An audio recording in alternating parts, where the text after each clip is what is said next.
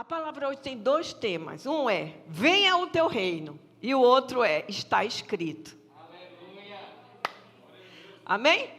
Venha o teu reino e está escrito. E é sobre isso que nós vamos falar hoje.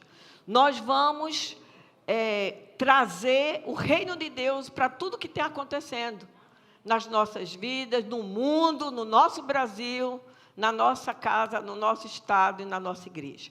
Então, venha o teu reino. Eu gostaria que vocês pudessem ir correndo lá em Daniel 2, capítulo 44. E eu não vou me estender muito em explicar, porque eu sei que vocês já leram, sei que vocês conhecem. Quem não conhece, lê depois rapidinho e depois toma conta do contexto. Mas o venha o teu reino, Daniel já proclamava esse reino. E eu vou colocar você, foi no sonho que Nabucodonosor teve, e Daniel traduziu esse sonho, mas eu quero chegar no versículo 44, e ele diz assim, mas nos dias desses reis, ou seja, nos reis poderosos, nos reis que mandavam, nos reis que tomavam conta, que tinham a posse do ouro, da prata, de todas as riquezas, ele diz o seguinte, mas nos dias desses reis, do céu suscitará um reino que não será jamais destruído. Esse reino não passará a outro povo. Esmiuçará e consumirá todos esses outros reinos, mas ele mesmo subsistirá para sempre. Amém? E esse é o reino de Deus, é o reino de Jesus, é o reino que a gente clama para vir. É o reino que a gente tem chamado para que ele venha e atue na terra. E outra frase, que é a frase de Jesus, e a frase também dita por tantos outros profetas, e por tantos evangelistas, e etc, e apóstolos, mas eu quero chegar onde Jesus disse, está escrito, Lucas, capítulo 2, 22, versículo 34, Lucas 22, 34. E aí a gente vê Jesus.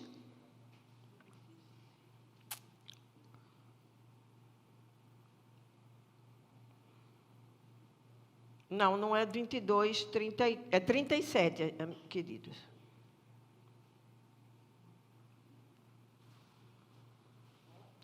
Tá? 22, 37, ele diz, pois vos digo que importa que se cumpra em mim o que está escrito. E mais adiante, em Mateus 4, 7, ele fala, e a luta inteira dele, Mateus 4, 7, é a passagem que ele está, respondeu Jesus, também está escrito, não tentarás o Senhor teu Deus. Amém? Não tentarás o Senhor teu Deus. A gente tem visto muito essa frase, mas nós temos que respeitar as autoridades instituídas por Deus. Jesus disse, e está escrito, não tentarás o Senhor teu Deus. Há momento em que está se tentando o poder, a glória, a graça e a autoridade de Deus. Então está escrito, não tentarás o Senhor teu Deus. Amém? E nós vamos caminhar em cima desses dois versículos, só que nós vamos adentrar também em outros. E eu peço a vocês que prestem atenção, porque muitas vezes a minha pregação é muito, né? E aí a gente precisa ficar bem prestando atenção para a gente poder ligar os fatos, tá bem? Vamos lá, queridos, olha, na nossa escatologia, a nossa escatologia tem nos confinado muito em quatro paredes. E o que é que acontece? Com o que está acontecendo, olha só o que está acontecendo. A gente fica entristecido por não ver a igreja completamente completa. Não é verdade? Porque nós fomos, né, ensinados a isso. Que Deus está na igreja, que Deus está aqui, que a gente temos que congregar, é maravilhoso. Deus manda nós congregarmos, porque é a unidade do corpo de Cristo. Isso é legal. Mas não quer dizer que nós sejamos cristãos apenas na igreja. Amém?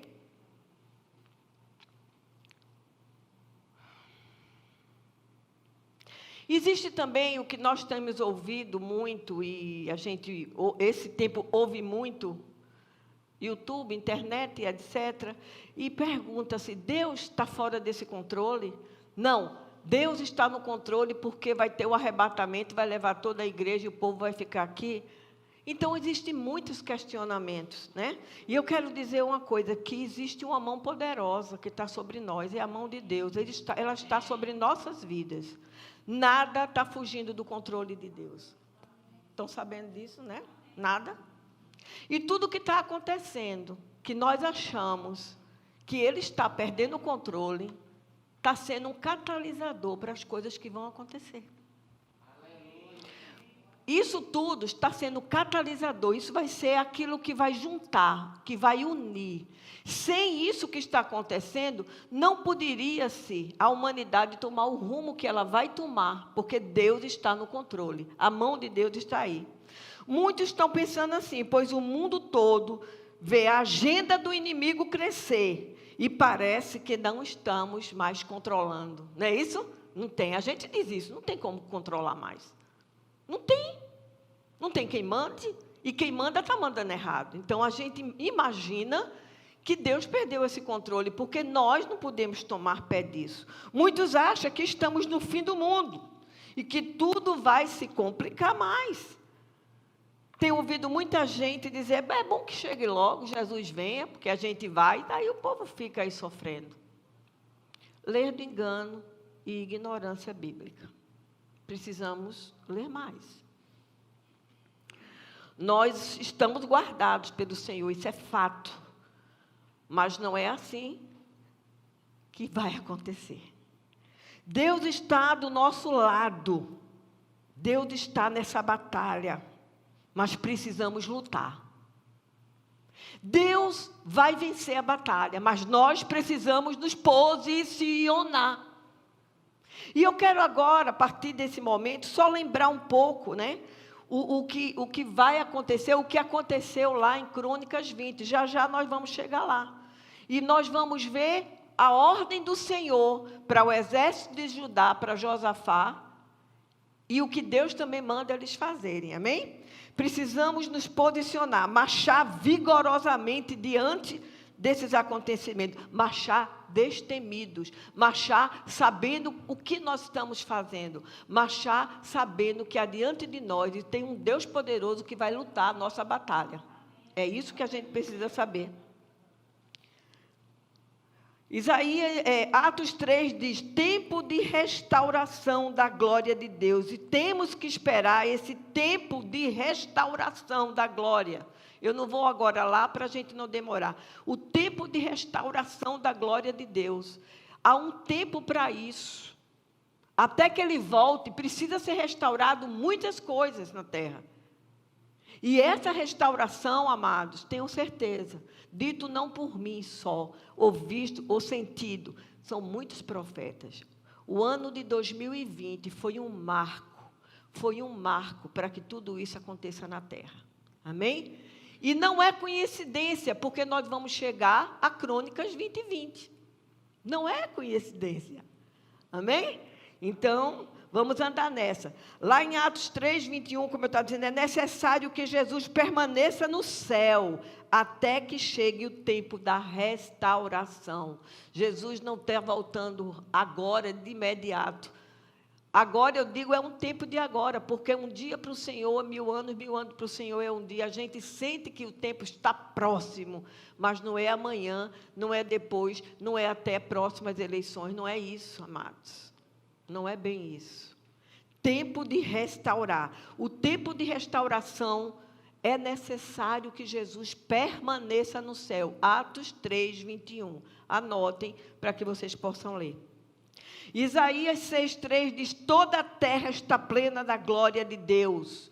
Nós estamos plenos da glória de Deus, ficaremos plenos. Abacuque também diz, Abacuque 2:14, porque toda a glória encherá do conhecimento da glória do Senhor, como as águas enchem a terra. Apocalipse 4 diz mais ou menos isso, toda a terra se encherá da glória de Deus. Jesus está esperando que a terra se encha da glória dele. Por isso esse tempo de restauração. E como é isso, pastora? 2021 anos que a igreja está tentando passar isso. 2022 anos, e ainda temos tanta gente que não conhece essa glória, temos tanta gente que ainda não está convertido, tanta gente que nem acredita em Deus. Como é isso? Como que a gente vai fazer isso tão rapidamente? Muito bem, vamos ver que isso já está acontecendo. E, infelizmente, eu digo a vocês, não é só pela mão da igreja. Não é só por uma igreja cheia dentro das quatro paredes. O que está escrito irá acontecer, mas parece que diante de tudo achamos que isso não acontecerá. Tudo isso será para catalisar. Isso eu já falei. Vamos entender que nossa situação presente é catalisador do que há de vir. Amém? Então, vamos lá, chegando lá em Crônicas.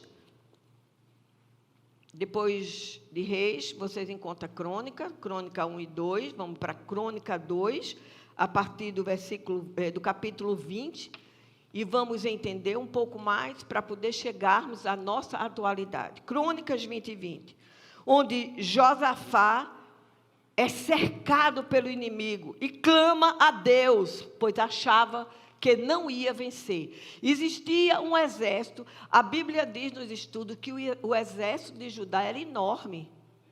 Não era pelo medo dos moabitas, os amonitas e os que habitavam no monte de Seir, que o exército estava com medo.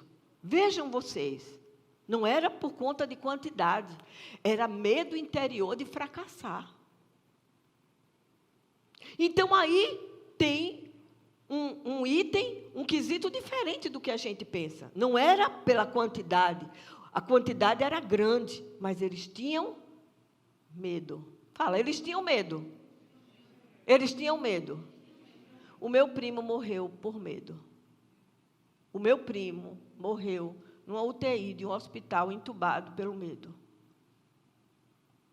Estão entendendo? Medo.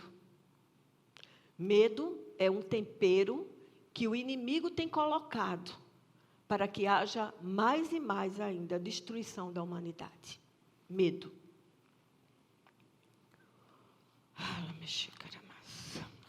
Achava que jamais ia... Eles até tinham um exército grande.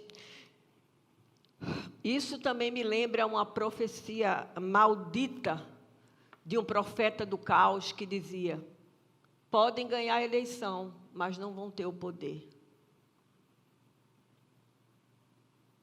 Não falaram isso? Podem até ganhar a eleição, mas não terão o poder na mão.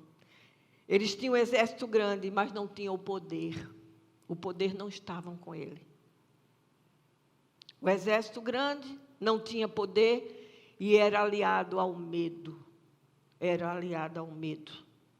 Essa é a realidade que vemos hoje. Parece que não temos mais poder. Parece que aquilo que nós confiávamos que era por nós, agora é contra nós. Na realidade.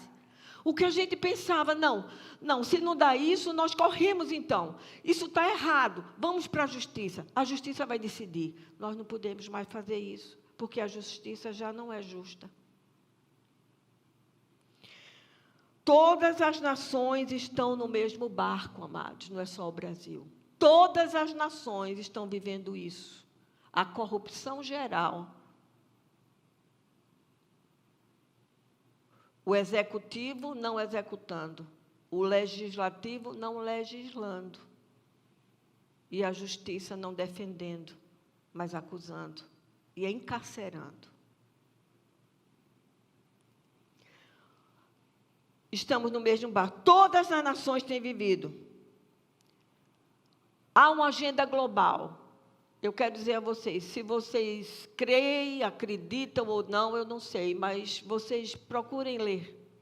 Procurem se inteirar. Há uma agenda global. Isso não é teoria da conspiração. Aliás, eu vim estudar que teoria da conspiração, ela foi dada esse nome, inventada por um agente da CIA, quando ele queria tapar a verdade da boca do povo. Ele dizia, isso é uma teoria da conspiração. Isso não é teoria da conspiração, isso é verdadeiro. Há uma agenda luciferiana no mundo. E sabe para que é? Destruir a humanidade. Eles querem reduzir a humanidade para 5 milhões de habitantes. Não pode, gente. Só o Brasil tem 7 milhões, 7 e poucos, é isso?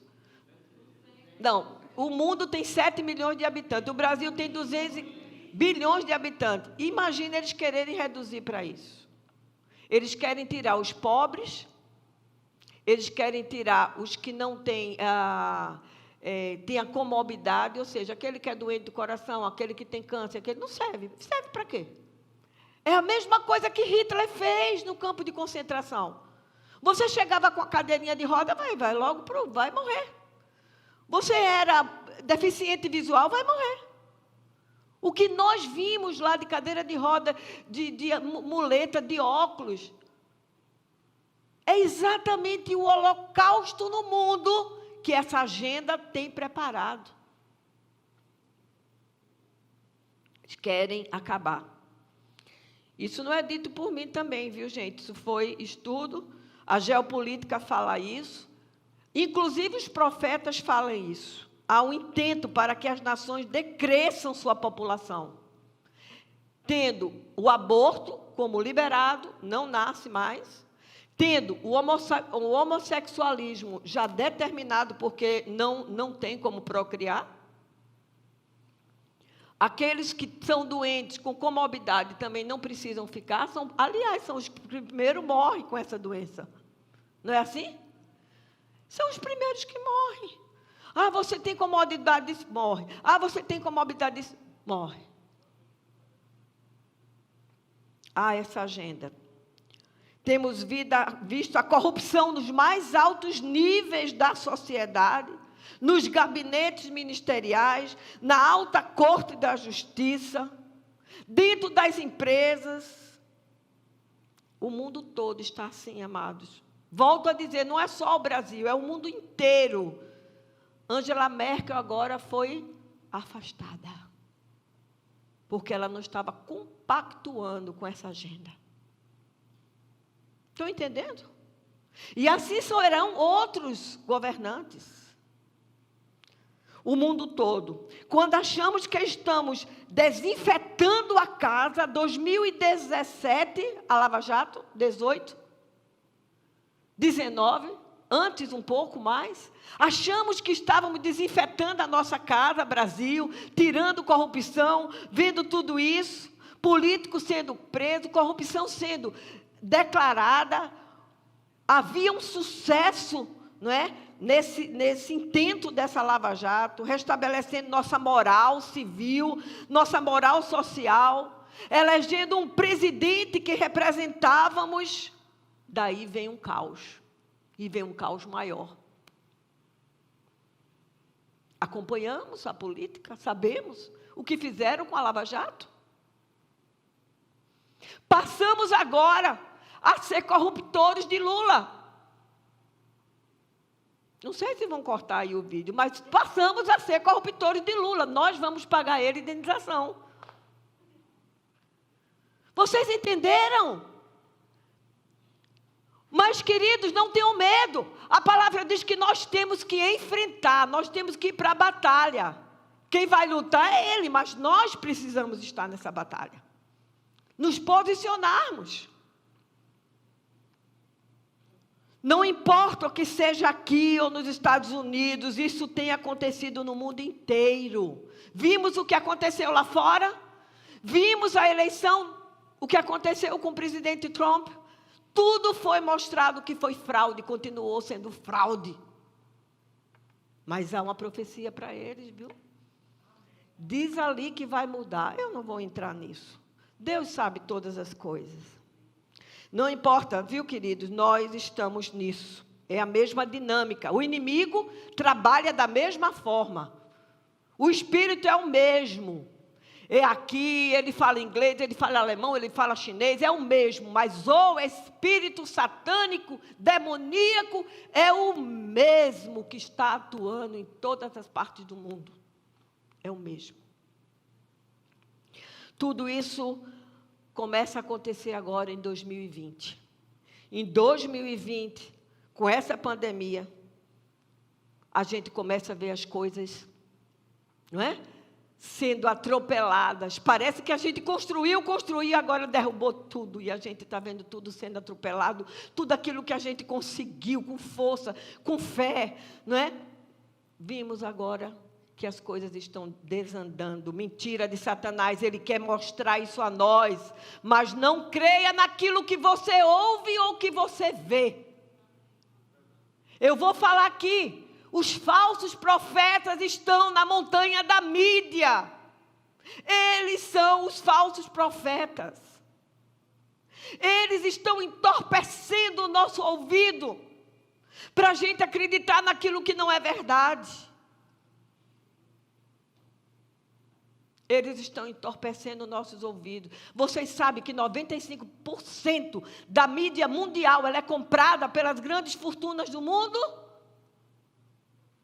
BBC de Londres, CNN, Globo, Bandeirantes aqui no Brasil, e mais em tantos. Então, irmãos, se vocês querem, está aí. Tem um jornal da China, que vocês vão ver a realidade da China, só que eles não estão lá, eles estão fora, porque se eles estivessem lá, eles já tinham sido mortos, o que eles mostram. Ouçam a verdade. Ouçam a verdade. Estão revelando a história lá em Crônicas. Voltando agora um pouco mais para a Crônica, aplicando no dia de hoje, a gente vê Josafá clamando os líderes para se ajuntar e clamar a Deus. O que nós vimos ontem, querido, foi coisa mais linda. O Evangelho foi pregado. O Evangelho foi pregado. Spurgeon diz assim, olha, o Evangelho é como um leão. Ele está dentro da jaula. Não precisa você defender ele, não. Precisa você abrir a jaula e deixar ele sair. Nós estamos abrindo a jaula do Evangelho. Hoje de manhã nós vimos um padre em pleno palanque, eu acho que era na Bahia, pregando a palavra de Deus junto com o que está acontecendo no Brasil. Nós vimos pastores, alguns, ainda muito poucos, mas vimos pessoas comuns falar em Deus, falar em família, falar em sociedade. O nosso presidente, ele venceu com jargão, que ele achava que era jargão, Deus acima, Brasil acima de tudo, Deus acima de todos. Deus acima de todos. Vimos ontem, eu não sei quantos tinham, não sei, eu não li quantas pessoas tinham na rua dizer, Deus acima de todos. Nosso presidente venceu a eleição dizendo, conhecereis a verdade, e a verdade vos libertará. A verdade tem libertado as pessoas. E nós muitas vezes achamos que libertar as pessoas é libertar só do eu, do nosso eu. Estamos sendo libertos das quatro paredes, amados. Estamos pregando na rua.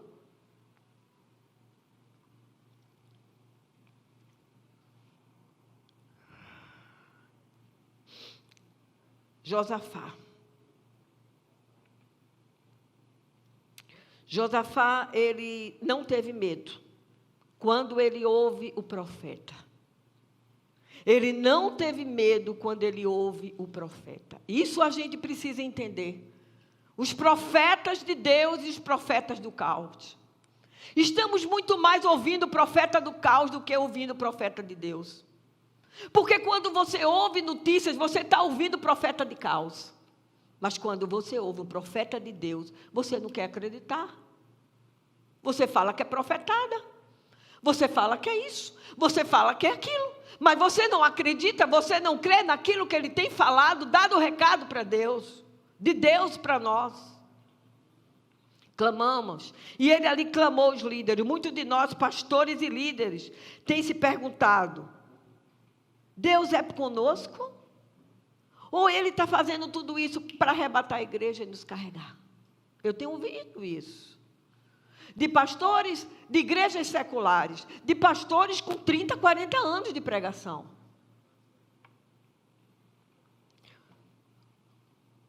Estamos muitas vezes no olho do furacão e fica difícil no olho do furacão a gente enxergar.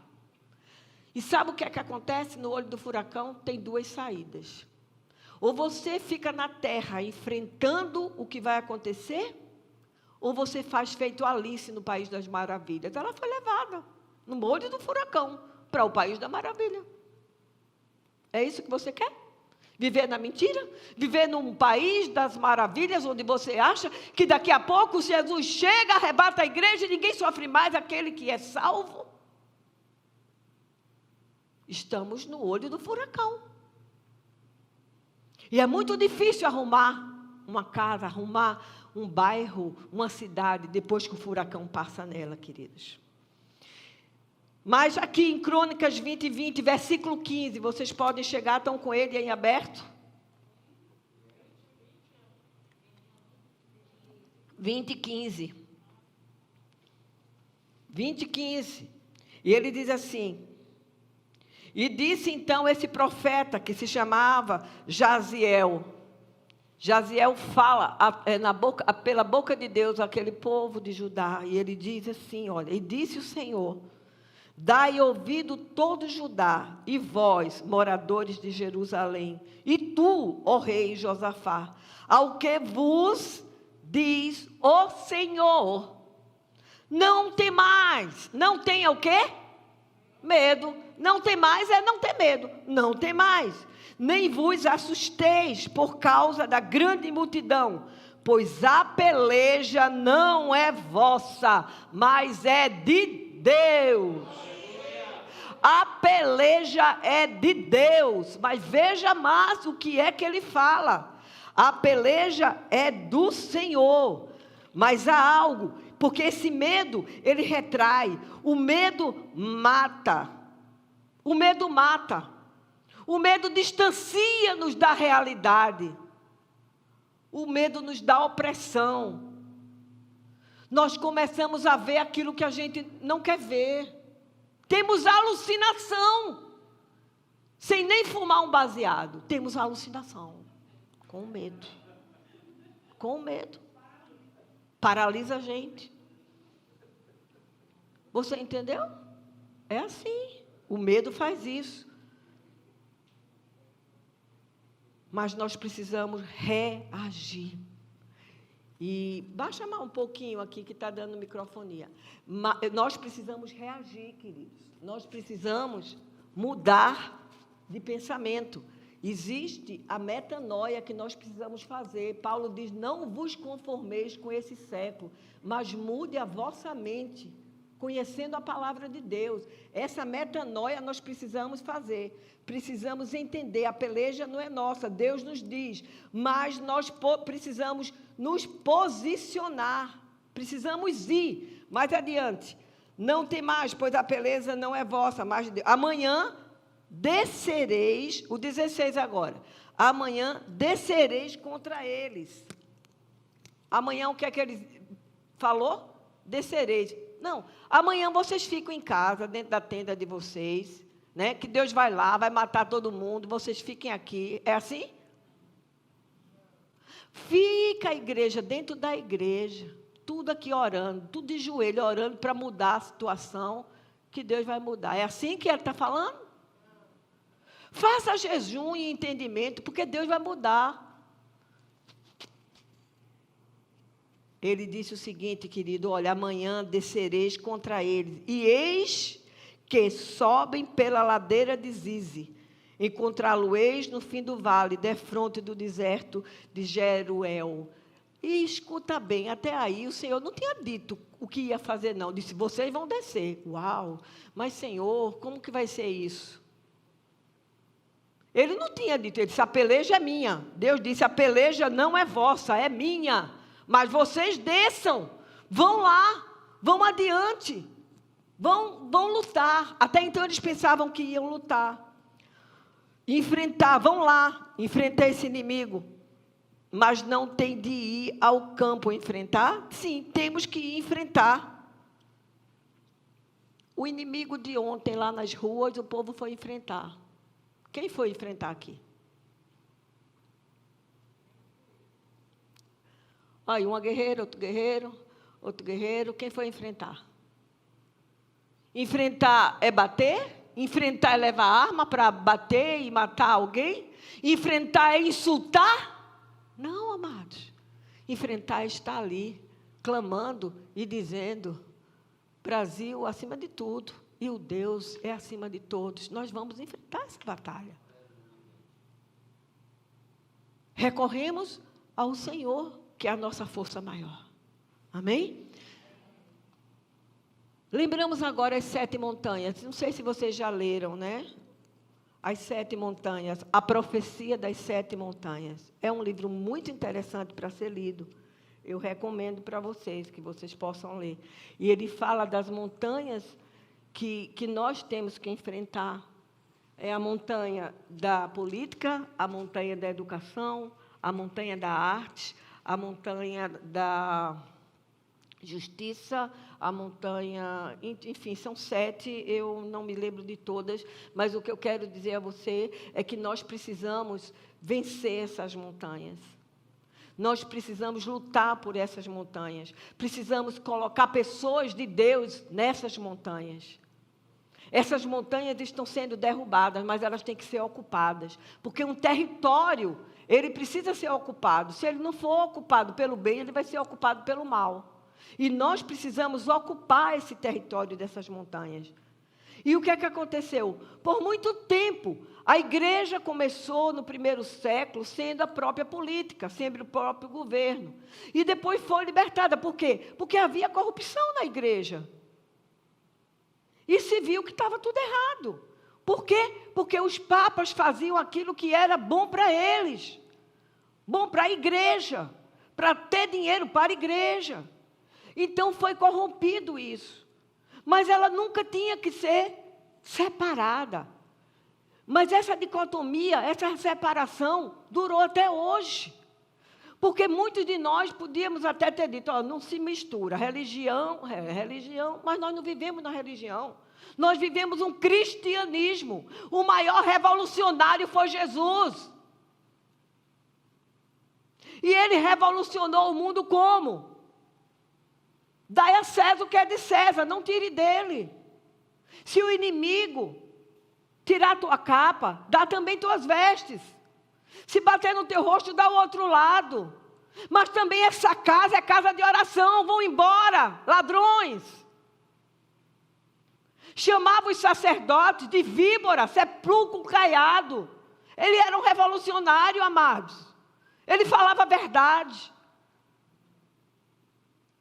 E como nós andamos?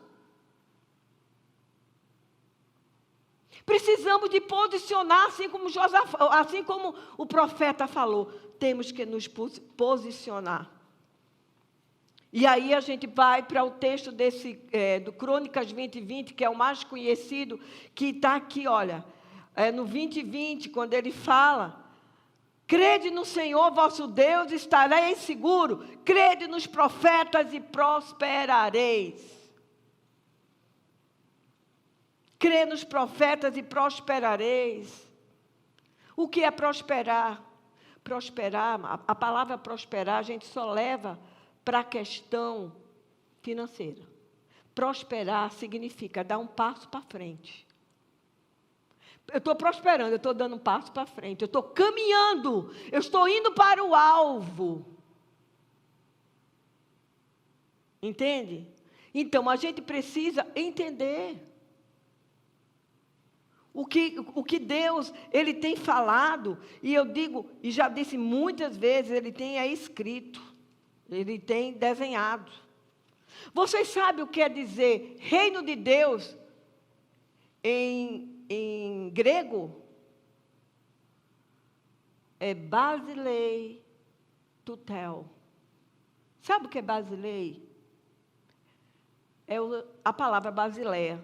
Basileia, na Suíça, é o lugar onde se guarda as fortunas do mundo. Foi essa palavra dada a Basileia, porque ali era o reino. O reino significa poder. Poder está significando money, dinheiro. Entendeu? É por isso que as grandes fortunas acham que têm o poder na mão. Mas o Basilei Tutel, que é o reino de Deus, é quem vai valer. O reino de Deus é que vai valer na terra. Não é o sistema monetário. Então, precisamos entender, creia nos profetas. A estratégia de Deus, versículo 21. O que é que ele diz aqui no 21?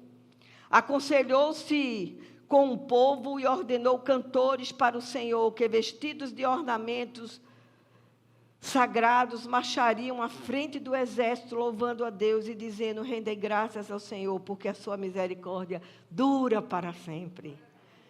Hein? Onde está sendo dito isso? Porque está acontecendo, porque é um verbo futuro, que é o Apocalipse, os anjos do Senhor. Rendei graças ao Senhor, porque o seu amor dura para sempre. Rendei graças ao Senhor, sua misericórdia dura para sempre. Quando os sacerdotes carregavam a arca do Senhor em frente às batalhas, eles diziam: rendei graças ao Senhor, porque a sua misericórdia dura para sempre. Você render graças ao Senhor não é só o louvor. Render graças ao Senhor com seus bens. Renda graças ao Senhor com a sua vida. Renda graças ao Senhor com a sua atitude. Renda graças ao Senhor com a sua família. Render graças ao Senhor não é só você estar louvando e adorando, que é lindo.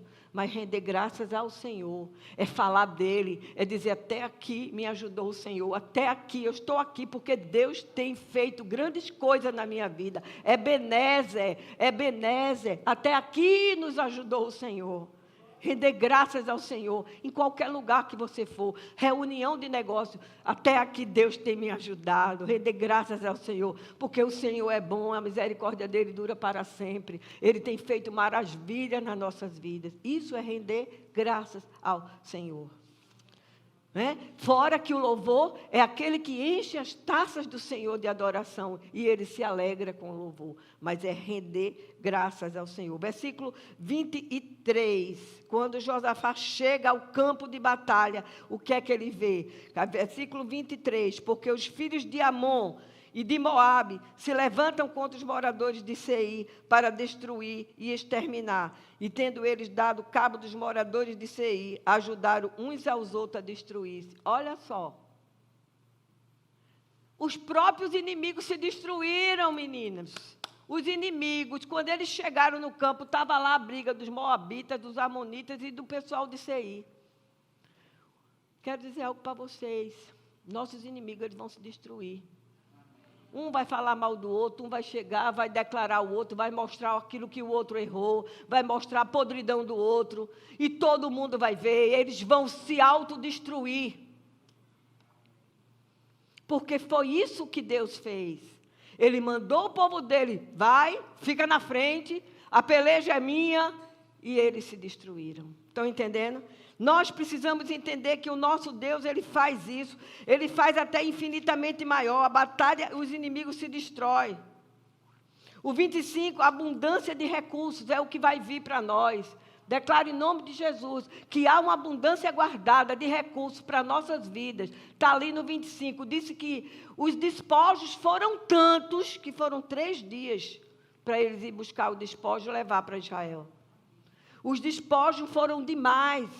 3 dias pegando coisas, e todos os reis da terra ficaram aterrorizados, porque os reis da terra verão que o nosso Deus é o Deus, que o nosso Deus vai fazer infinitamente maior. Deus nos está tirando, amado, de dentro da igreja, creia isso. Deus está nos levando a fora da igreja, para falar a tempo e a fora de tempo sobre ele. A igreja quer escapar. A igreja quer escapar do planeta, quer voar. Vai para cima. Mas não vai não.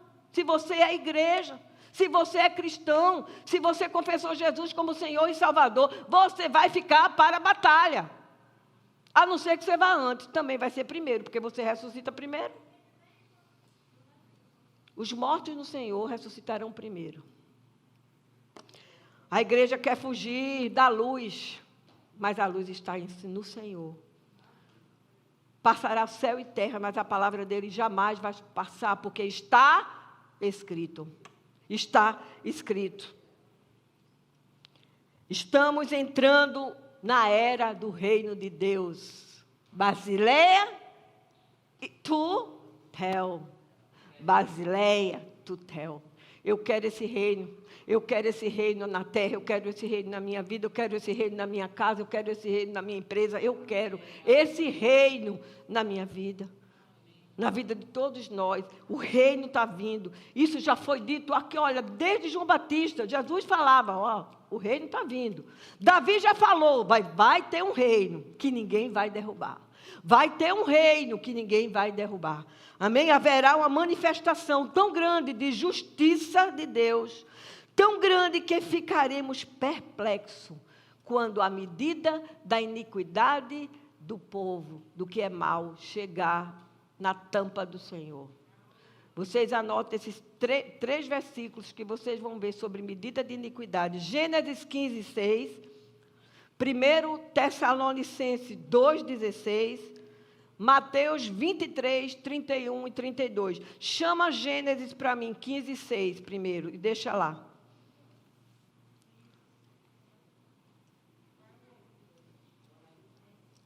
Precisamos, amado, a igreja precisa profetizar para este mundo, profetizar para esta nação, levar o cristianismo para fora da igreja.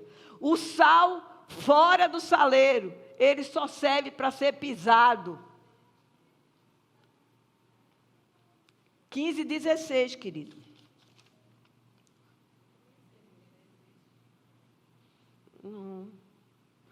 Não, acho que eu anotei. Vê aí, 1 Tessalonicenses 2,16. Eu acho que eu troquei só os... 1 Tessalonicenses. É quando ele fala sobre a medida da iniquidade. Cadê? O 16? O ponto de nos impedirem a falar aos gentios para que estes sejam salvos, a fim de irem enchendo sempre a medida dos seus pecados. Não, a ira, porém, sobreveio contra eles definitivamente. Precisamos falar antes que a medida dos pecados dos incrédulos cheguem. Porque há um tempo em que a medida vai chegar, e essa medida chegando, ela vai transbordar. O cálice do Senhor será transbordado. O cálice do Senhor será transbordado. Há uma necessidade de reevangelizar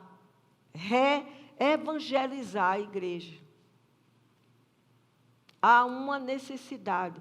Não que nós não creiamos, não que nós não sejamos salvos, mas reevangelizar para que nós possamos atualizar, dar um reset naquilo que a gente conhece. Tem uma proposta no mundo aí de dar um reset no mundo. Não é isso? Quem está acompanhando sabe. A igreja precisa desse reset, de acreditar naquilo que nós estamos vivendo de uma forma diferente. Transformar a nossa mente, ter uma metanoia atual da nossa mente. A igreja fala de grande avivamento, mas de uma forma romantizada. É o povo na igreja, o mesmo avivamento que teve lá na Rua Azusa. E a gente fica pensando naquele avivamento. O povo passa aí na frente e vai cair com o espírito, porque a igreja está avivada. Não é isso, amados. O mundo mudou. Nós precisamos do novo abibliamento. Abibliamento, para que haja um novo reavivamento. Não de forma romântica, mas de forma firme. Estamos vendo um despertamento que torna a buscar, a falar e a dizer Deus nas ruas. Se fala em Deus, mas ainda não se conhece. Muita gente fala isso nas ruas, mas não conhece o Deus verdadeiro. Fala em Deus, mas não anda segundo o seu propósito. Precisamos mostrar. A igreja precisa estar na rua mostrando como é que se anda no caminho do Senhor. Como é que sua família anda no caminho do Senhor? Com o meu evangelho. Aquilo que eu falei, como o Spurgeon falou, o evangelho é como um leão preso. Ele não precisa ser defendido. Ninguém pode defender o evangelho. Defender Deus. Deus não precisa de juiz. Precisa soltar esse evangelho, para que ele possa tornar força e coragem a todos nós. Deus ainda não conhece, mas ainda não se conhece como devemos fazer esse despertamento. Mas, se nós proclamarmos ele a tempo e a fora de tempo, nós ganharemos muitas almas. nós ganharemos muitas almas. E o que nós precisamos fazer nesses últimos tempos? Ganhar almas para Jesus. Para que ela não fique na vida eterna no inferno. A palavra é essa, não tem outra. Ele vai nos libertar. Mas enquanto a igreja estiver nessas quatro, ter que ir e alcançar as montanhas: política, mídia, arte, educação, saúde, governo e justiça. Precisamos pegar isso e viver sobre isso. Precisamos saber a natureza da guerra. Às vezes estamos guerreando, não sabemos qual é essa natureza. Ah, mas eu aprendi lá no Rema. Eu sou guerreira, eu aprendi a guerrear. Querido, é a natureza. Para cada batalha existe uma arma apropriada. Para cada guerra existe uma estratégia. Uma estratégia não é igual a outra. Precisamos aprender a batalhar. Vocês aqui, vocês têm pirão todos os dias. Tutano, rabada, que engorda, que deixa forte. Saibam. Juntamente com a palavra, porque sem ela não somos nada. Saber a natureza da guerra em que nós estamos vivendo. É uma guerra que nós precisamos. Saber quem é o inimigo. Nos afastar dele. Limpar a nossa vida. Porque não adianta você falar do outro, falar do governo, falar daqueles que são corruptos, se você está sendo corrompido ou é um corruptor. Não adianta.